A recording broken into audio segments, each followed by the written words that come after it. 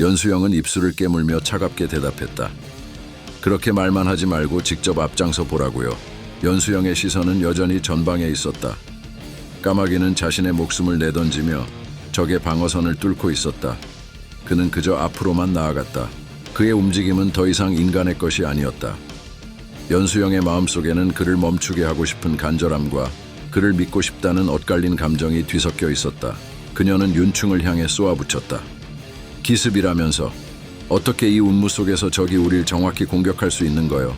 이 정도면 기다린 게 아닙니까? 그녀의 목소리에는 분노가 실려 있었다. 상황이 잘못 돌아가고 있다는 것은 그녀가 누구보다 잘 알고 있었다. 그녀는 속으로 이를 갈며 생각했다. 까마귀가 자신의 목숨을 담보로 전장을 돌파하고 있는 동안 백제군은 무엇을 하고 있단 말인가? 윤충은 연수영의 날카로운 질문에 머쓱한 표정으로 고개를 돌리며 마치 아무 일도 아니라는 듯 딴청을 부렸다. 그의 얼굴에는 미안함과 난처함이 섞여 있었다. 적이 고구려군의 상륙작전을 예상하고 기다린 듯한 이 상황은 명백히 계획의 실패였으나 그 책임을 지금 떠넘길 수는 없는 노릇이었다. 그러나 그의 뒤에 서 있던 계백은 윤충과는 다르게 상황을 심각하게 받아들이지 않는 듯 씩씩하게 목소리를 높였다. 그러게 말입니다. 일이 어쩌다 일이 되었는지. 자, 서두릅시다.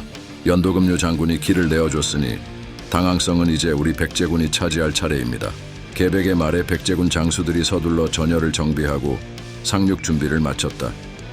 그의 얼굴에는 무심한 미소가 번졌지만 연수영의 눈빛은 차갑게 그를 꿰뚫고 있었다.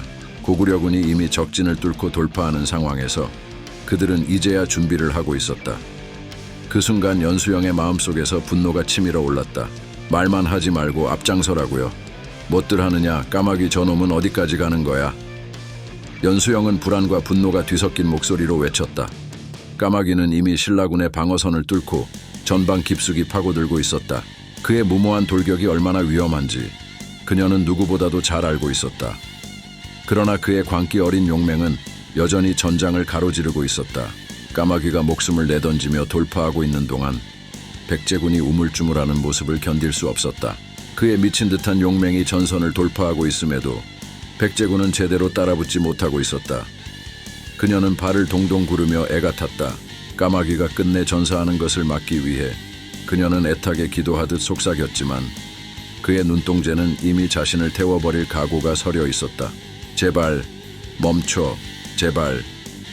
속으로 애타게 기도하듯 속삭였지만 그녀의 목소리는 차가운 바다 위에서 허공으로 흩어져 버렸다.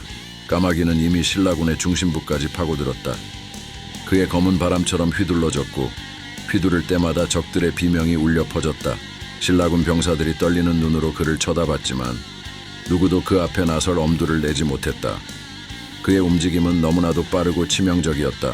그의 검날이 적의 목을 가를 때마다 피가 공중으로 솟아올랐다. 그가 지나간 자리마다 피의 강이 흐르고 적의 시체가 쌓여갔다. 울부짖어라, 더 크게, 목숨을 구걸해봐라. 까마귀는 몸을 돌리며 외쳤다. 그의 목소리에는 이미 인간의 감정이 아닌 날카로운 서리가 얹혀 있었다. 그는 오직 적의 목숨을 앗아가기 위해 검을 휘두르고 있었다. 적들의 비명과 고통은 그에게 아무런 감흥도 주지 않았다. 그의 얼굴은 차갑게 굳어 있었다. 그 눈빛에는 오직 살기가 깃들어 있었다. 그러나 그 눈동자의 깊은 곳에는 고통과 슬픔이 숨어 있었다. 그는 자신의 목숨을 던지며 적을 베어 넘기고 있었지만 그 내면은 스스로를 가차없이 찢어발기는 고통으로 물들어가고 있었다. 그의 몸이 적의 검에 베이고 창에 찔리면서도 멈추지 않았다. 연수영은 그가 전장을 가로지르며 싸우는 모습을 지켜보았다. 그의 무모한 용맹과 폭발적인 힘이 적을 무너뜨리고 있었다. 그러나 그녀의 마음속 깊은 곳에서는 끊임없이 불안과 분노가 뒤섞였다. 그의 눈동자는 자신을 포기한 자의 결연함이 서려 있었다. 그가 자신의 목숨을 담보로 돌격하고 있는 것이 너무도 뻔히 보였기에 연수영은 그의 행동을 멈추게 하고 싶었다. 까마귀, 제발 멈춰. 그렇게 목숨을 내던지지 마라. 그녀는 속삭이듯 애타게 외쳤다. 하지만 그와의 거리는 너무 멀었고 그의 귀에는 닿지 않았다. 그의 눈은 이미 살기가 가득했고 그의 칼은 피에 젖어 있었다. 그의 뒤를 따르던 병사들은 그의 용맹에 힘을 얻어 돌격하고 있었다. 그러나 그녀는 그 광기의 끝에서 그가 어떻게 될지 알 수 없어 두려웠다. 그녀의 외침은 전장의 함성 속에 묻혀버렸다. 까마귀의 몸짓은 마치 비극적인 춤을 추는 무용수처럼 우아하면서도 잔인했다. 그의 검날이 적의 심장을 꿰뚫고 또 다른 적의 목을 가를 때마다 피가 흩어졌다. 그는 더 이상 사람이 아니었다. 그의 움직임은 사르에 찬 야수와 같았고 그의 발걸음은 바람처럼 빠르게 적들을 향해 달려들었다. 그는 멈추지 않았다. 그의 발걸음이 이어질 때마다 적들은 두려움에 떨며 물러섰다. 그의 검이 번쩍일 때마다 신라군 병사들은 절망에 빠졌다. 까마귀의 용맹은 마치 폭풍처럼 전장을 휘감았다. 그의 뒤에는 피와 죽음만이 남아있었다. 피에 젖은 그의 손이 무겁게 느껴졌지만 그는 아랑곳하지 않았다. 그의 눈은 이미 목표를 정했고 그가 멈출 수 있는 이유는 전혀 없었다. 연수영은 그의 뒤를 따르며 애타는 목소리로 다시 외쳤다. 까마귀, 제발. 그렇게 목숨을 내던지지 말라고. 그러나 그의 발걸음은 여전히 멈추지 않았다. 그의 손은 여전히 칼을 쥐고 있었고 그의 몸은 전진하고 있었다. 그가 지나간 자리에는 적의 피가 흥건하게 고여 있었다. 그의 눈에는 이미 적의 시체들만이 보일 뿐 다른 것은 아무것도 보이지 않았다. 그의 마음속 깊은 곳에서부터 솟아오르는 고통과 분노는 그를 잠식하고 있었다. 그의 무모한 용맹은 그를 영웅으로 만들고 있었지만 동시에 그를 파멸로 이끌고 있었다. 그의 검은 적의 목숨을 앗아가고 있었지만 그와 함께 그의 영혼도 서서히 붉은 피로 물들어가고 있었다. 그의 전진은 멈추지 않았고 그의 검은 여전히 적의 목숨을 노리고 있었다.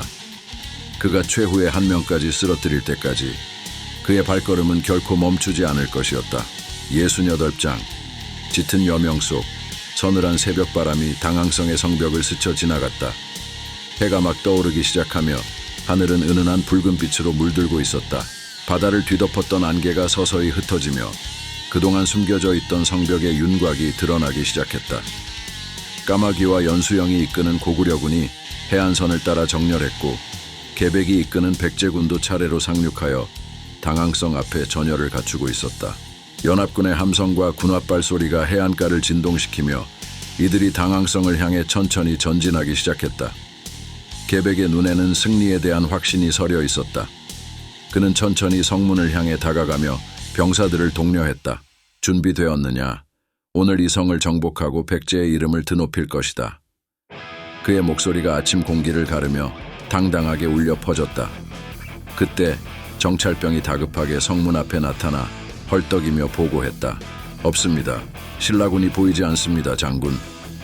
계백이 의아한 표정으로 되물었다. 뭐가 없단 말이냐? 적군이 없다니. 그게 무슨 소리냐? 정찰병은 숨을 고르며 고개를 저었다. 신라군이 성 안에 아무도 없습니다. 성문도 비어있고 전초부대의 흔적도 없습니다. 완전히 텅 비어 있습니다. 순간 계백의 얼굴이 굳어졌다. 그의 눈동자가 믿을 수 없다는 듯 넓게 열리며 성문을 노려보았다. 아직 잠이 덜 깬 듯한 흐릿한 눈으로 성 안을 바라보던 병사들 역시 웅성거리며 동요하기 시작했다. 말도 안 돼. 이게 무슨... 까마귀가 성문 앞에 다가와 바닥에 엎어진 병사들의 방패와 무기를 집어들며 고개를 갸웃거렸다. 그는 목소리를 낮추어 말했다. 어찌 된 겁니까? 신라군은 어디로 간 거죠? 여기엔 그들이 있던 흔적만 남아있을 뿐 아무도 없지 않습니까? 걸걸 중상이 성벽 위를 살펴보며 대답했다. 포로를 신문해 보니 김품석이라는 성주가 우리 군세가 너무 커 보인다며 새벽녘에 모두 퇴각했다고 합니다. 그들이 성을 버리고 도망친 이유는 정확히 알 수 없지만 분명히 우리를 피해 달아난 겁니다. 계백의 얼굴에 놀람과 당혹스러움이 교차했다. 그는 헛웃음을 터뜨리며 신경질적으로 말했다. 하하하, 이게 무슨 승리냐? 싸우지도 않고 달아나다니. 까마귀가 시선을 떨구며 낮게 한숨을 쉬었다. 그러게 말입니다. 당황성은 신렉의 중요한 곳 아닌가요? 윤충이 까마귀의 어깨를 두드리며 조용히 웃었다. 그러게 말입니다. 도무지 알 수 없는 놈들이네요. 계백이 이 말을 듣고는 갑자기 큰 소리로 외치며 어깨를 으쓱였다. 그래, 어쩌면 놈들이 연도금류 장군의 무용 덕분에 신라군이 우리에게 겁을 먹고 도망친 게 틀림없소. 그는 긴장된 표정으로 성 안을 두리번거렸다. 자화자찬할 때가 아닙니다. 적이 이토록 쉽게 물러날 리 없습니다. 서둘러 방비를 강화해야 합니다. 그의 목소리는 낮고 단호했다. 그러나 윤충과 계백은 이 말을 대수롭지 않게 넘겼다. 윤충이 계백에게 미소 지으며 말했다. 연도금류 장군이 조심성이 많으시구려. 적이 그렇게 겁에 질려 도망친 마당에 또다시 공격해 올 리 없습니다. 연수영의 인내심이 한계에 다다랐다. 그녀가 계백과 윤충을 향해 매섭게 외쳤다. 정신 차리세요. 승리를 자축하고 있을 때가 아니라고요. 적이 왜 갑자기 철수했는지에 대해 더 깊이 생각해야 합니다. 지금 당장 성의 방비를 강화하세요. 이게 함정일 수도 있단 말입니다. 그녀의 목소리에 윤충과 계백의 얼굴이 순간 일그러졌다. 두 장수는 그녀의 매서운 시선에 움츠러들며 고개를 숙였다. 까마귀는 연수영의 지시를 받아들이며 성의 방어 태세를 점검하기 시작했다. 그는 병사들에게 명령을 내리며 화살과 투석기를 성벽 위로 옮겨 배치하고 성문과 성벽 주변을 철저히 경비하게 했다. 69장. 장안성의 새벽은 거대한 용이 고개를 든 듯 경외감을 자아냈다. 희미한 남색의 하늘이 점차 붉게 물들며 성벽과 궁궐 지붕을 찬란하게 비추고 있었다. 황궁은 아침 햇살에 그 장엄한 모습을 드러내며 빛나고 있었다.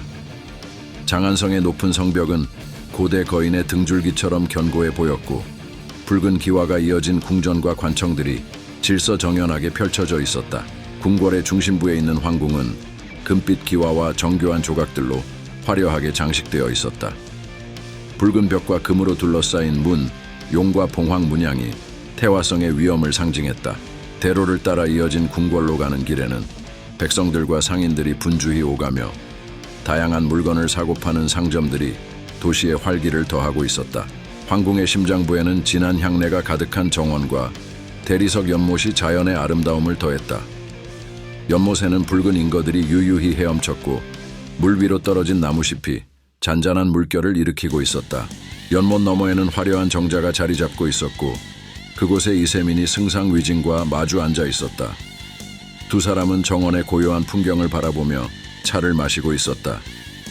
이세민의 강렬한 눈빛과 위징의 온화한 미소가 대비를 이루며 긴장된 분위기가 감돌았다. 장안성은 단순한 성이 아닌 거대한 도시였다.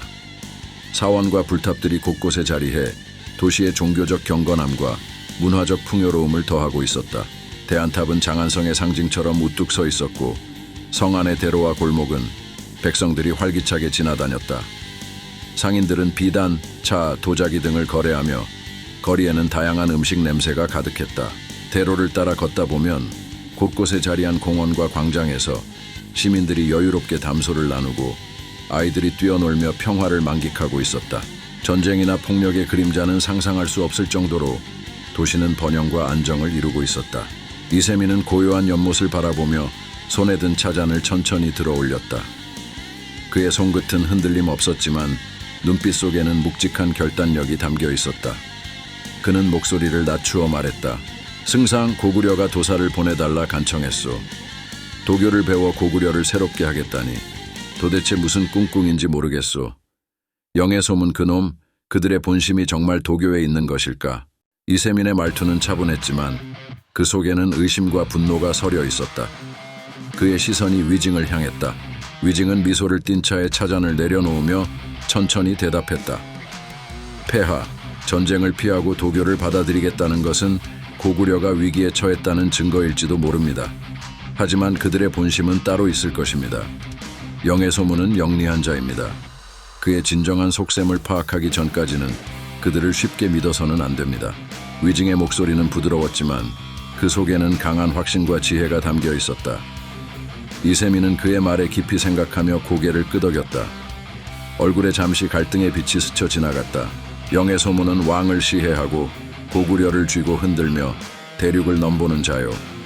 그를 그냥 놔둘 수는 없소. 고구려가 힘을 키워 요동을 넘어오면 대륙 전체가 위협받을 것이오. 내가 그들을 어떻게 해야 할지 지금 결단을 내려야 하오. 이세민의 목소리에는 깊은 분노와 결단력이 서려 있었다. 그는 이 문제를 단순한 외교 문제로 보지 않았다. 영의 소문은 고구려의 실권을 잡고 당나라를 위협할 수 있는 인물이었다. 그가 대륙을 넘보게 된다면 당나라의 안위는 보장될 수 없었다. 이세민의 손이 무릎 위에서 떨렸다.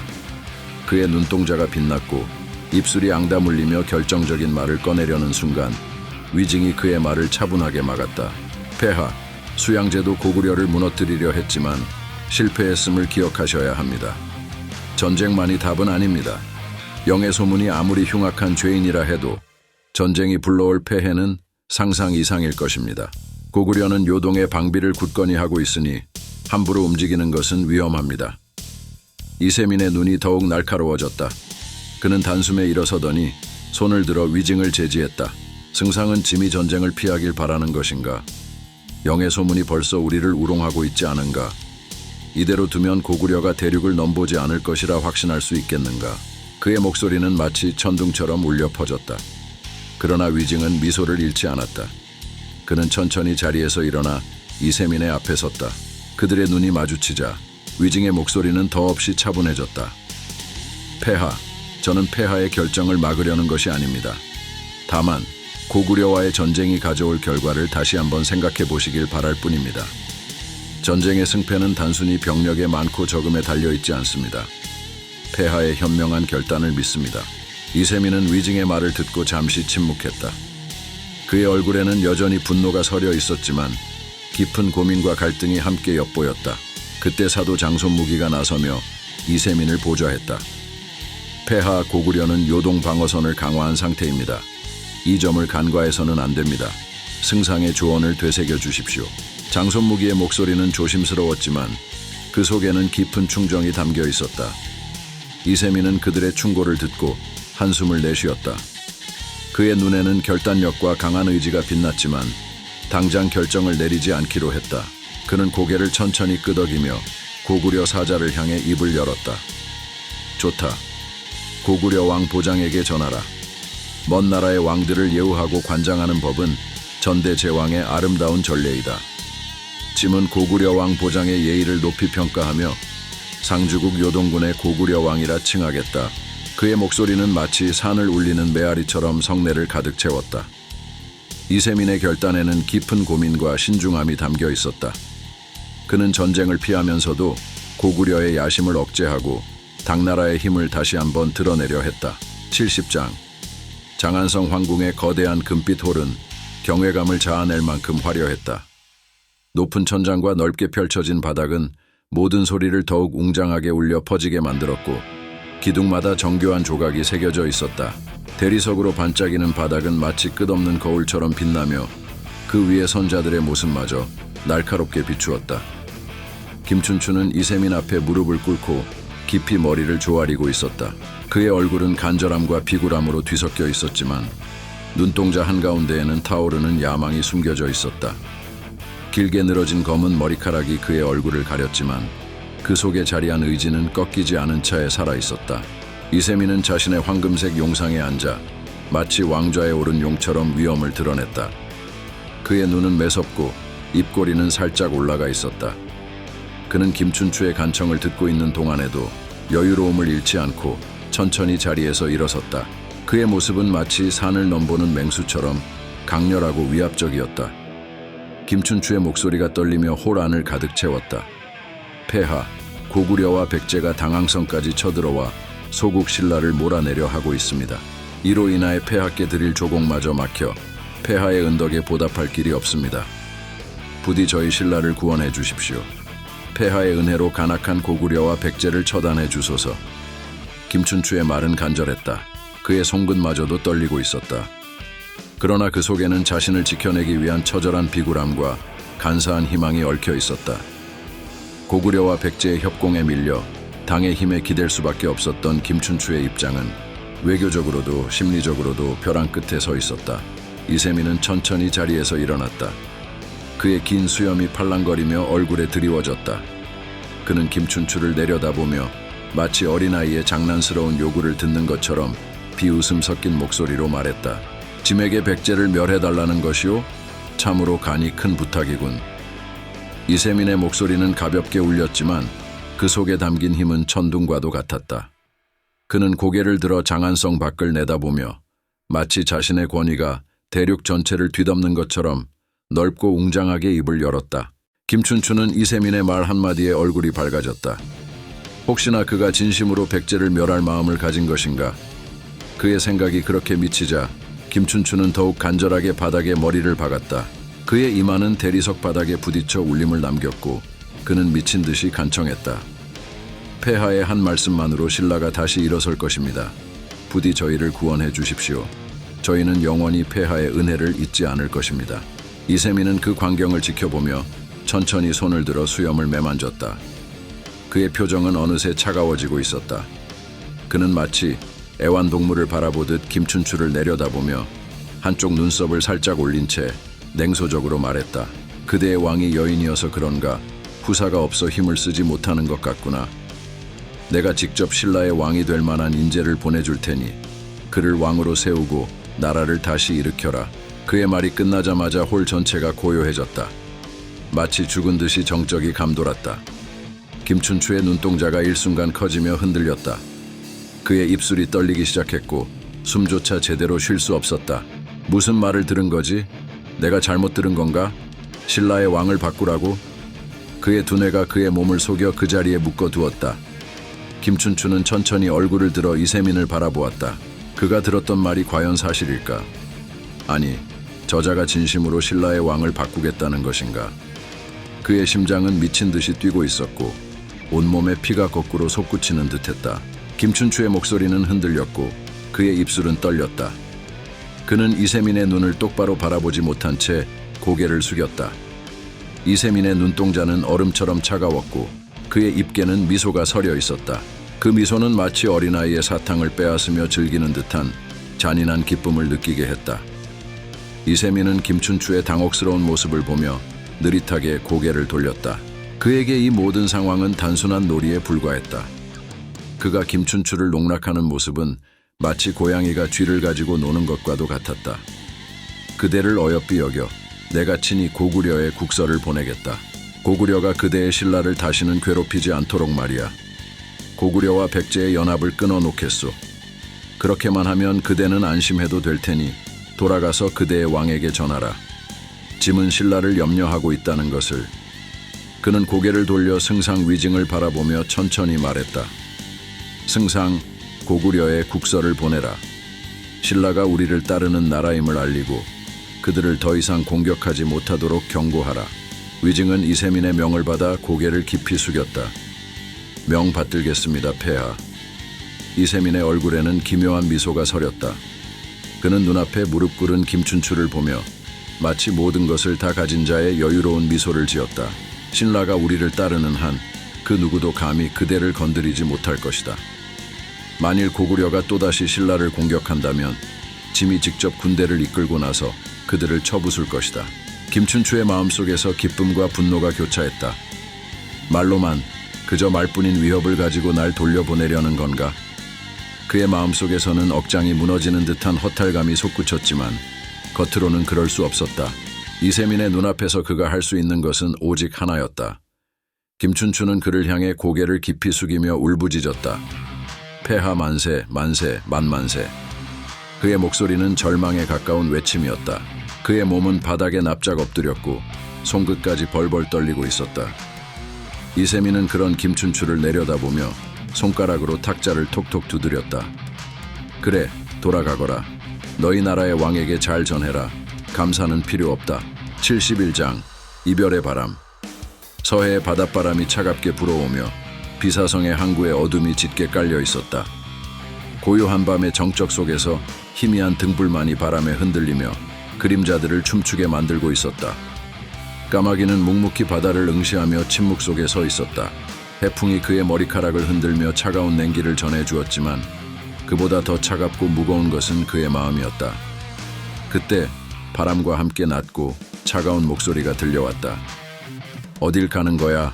연수영이었다. 그녀의 발걸음이 거리를 좁혔지만 두 사람 사이에 흐르는 냉기와 긴장감은 쉽게 녹지 않았다. 그녀의 눈동자는 마치 눈보라 속에서 그를 겨누는 얼음처럼 차갑게 빛났다. 까마귀는 천천히 그녀를 돌아보았다. 그들 사이에는 여전히 풀지 못한 감정이 거대한 벽처럼 서 있었다.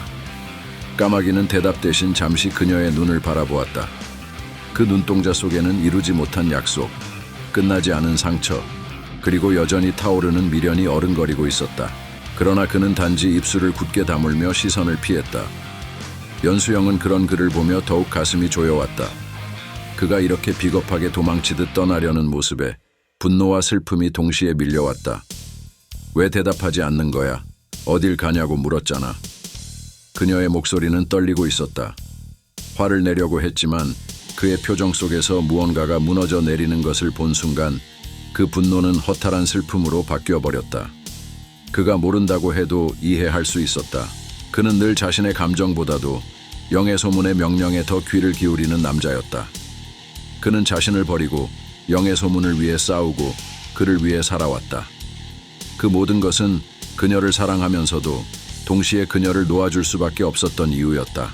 그가 지금 그토록 애매한 말을 반복하는 것은 결국 그녀와의 마지막 남은 감정마저도 외면하고 싶은 마음 때문일 것이다. 요동성으로 가야 합니다. 까마귀는 마침내 답했다. 그의 목소리는 낮고 무겁게 울렸다. 대망 리지의 전가를 받았습니다. 연수영은 그를 뚫어지게 바라보았다. 그의 얼굴, 그의 눈, 그의 입술, 모든 것이 그녀에게 거짓말을 하고 있는 것처럼 느껴졌다. 그는 여전히 자신에게 진실을 말하지 않고 있었다. 그녀는 깊이 숨을 들이쉬며 고개를 저었다. 대망 리지가 시키니까 가는 거겠지. 아무 생각도, 아무 의지도 없이. 도대체 그 사람의 무엇이 그렇게 너를 사로잡는 거야? 그녀의 물음에 까마귀는 대답할 수 없었다.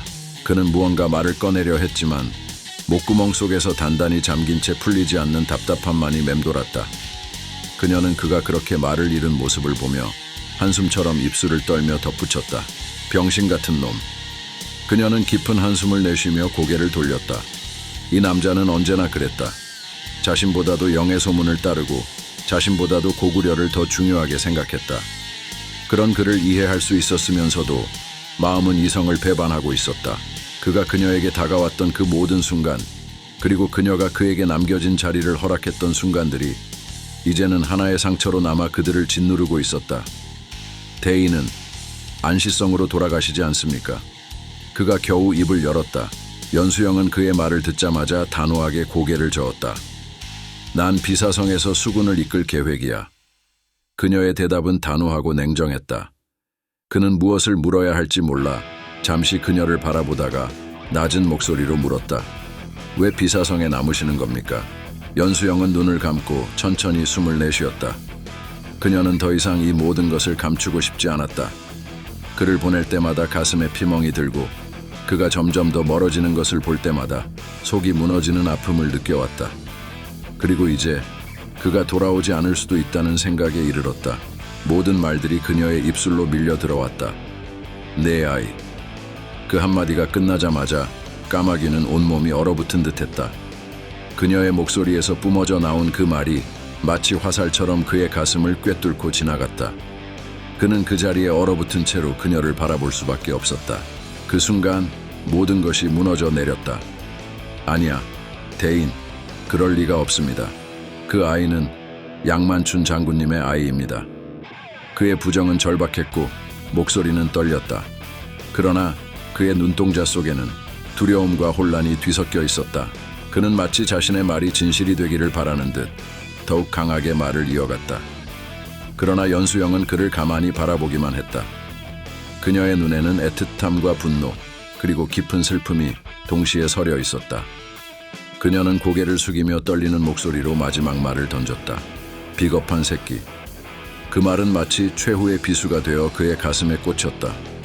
까마귀는 절규하듯 고개를 들어 그녀를 바라보았다.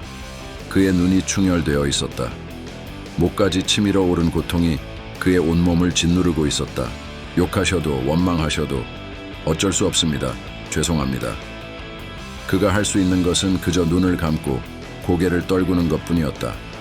자신의 나약함, 무능함, 그리고 그녀를 위해 아무것도 해줄 수 없다는 사실이 그를 더욱 절망케 했다.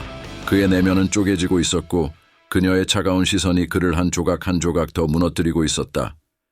까마귀는 등을 돌려 그녀의 시선에서 벗어나기 위해 발걸음을 옮겼다. 그의 발걸음은 무거웠고 마치 그의 영혼이 바닥으로 가라앉는 것만 같았다. 연수영도 그의 뒷모습을 바라보며 천천히 눈물을 삼켰다. 그를 원망하고 싶었다. 그의 비겁함을 저주하고 싶었다. 그러나 그와의 추억은 여전히 그녀의 가슴을 뜨겁게 점여오고 있었다. 까마귀는 결국 그녀의 곁을 떠나 어둠 속으로 사라졌다. 그의 뒷모습이 멀어질수록 연수영의 눈은 더욱 붉어지고 마음은 갈갈이 찢어졌다. 그들은 각자의 길을 선택했다. 그러나 그 길의 끝에 무엇이 기다리고 있을지 아무도 알지 못했다. 까마귀는 그렇게 그녀를 두고 바다 저편 어딘가로 사라져갔다. 연수영의 가슴 속에는 그가 남긴 상처와 아직도 가슴 깊숙이 타오르는 사랑의 불씨가 혼재되어 있었다. 그녀의 눈물이 바람에 흩어져 차디찬 바다 위를 적셨다. 그들이 서로를 등지고 떠나는 순간 그들의 슬픔과 고통은 무겁게 바다에 가라앉았다. 대인, 구독과 좋아요 부탁드리겠습니다. 소인, 목숨을 바치겠습니다.